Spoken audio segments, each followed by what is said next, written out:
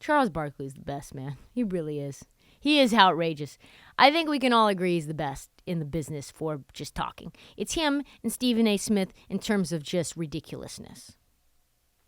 He comes out, talks about March Madness, which I think he's completely unprepared for. I don't think he even reads what's going on with these teams, doesn't know player names.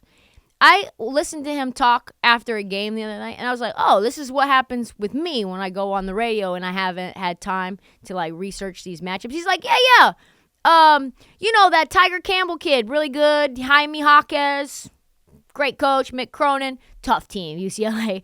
Like, there's no information there. That's Charles Barkley throughout the entire tournament of March Madness. But what he does is electric. And right now he's in talks with CNN to do a weekly show with Gayle King.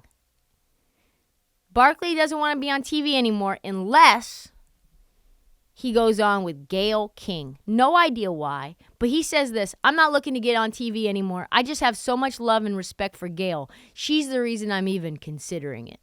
But that's not really the point of the story. The point of the story is to say Charles Barkley had one of the most random, underrated rants on the old school NBA and college I've ever seen.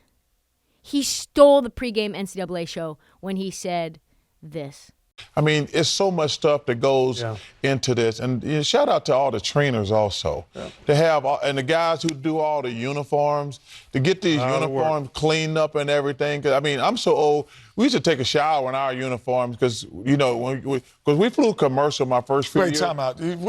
There's no era where you did it. Yes, it is. Stop, you're making this up. No, I'm not. There's no way that you were supposed to wash your uniform with it on. When I first, you're making this up. I'm not making this up. Let him finish. I've never heard, no one in the right mind has ever done that. Let him finish, Kenny. please. And soap, they give you soap. Let him finish, Kenny. When I first got to the NBA, we flew commercial. Yes, that's accurate. I'm not disagreeing with that. So when you played the night before and flew the next morning, when was you exactly going to get your uniform clean? You had to wash your uniform yourself. So after the game, when you got to your room, you took a shower in your uniform and dried it and dropped on the commercial airline the next day. Were you with Jed Clampett? No, please. That's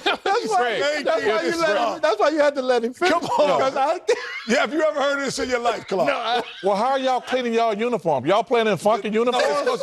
No, somebody. Wash in the dryer or someone else. When you're flying the next morning. You can clean your uniform without showering in it. Well, that is possible. You can actually clean it without showering in it. You don't have to have it on. No, but it's easier to do it that way.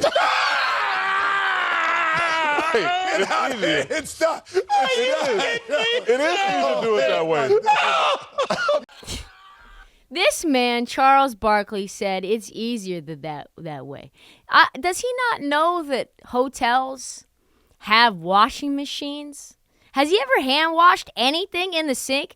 If he's ever hand washed his drawers, does he hand wash his drawers in the shower with them on his ass? With his streaks on it? Does he wash his body with the uniform hanging over it? This is outrageous.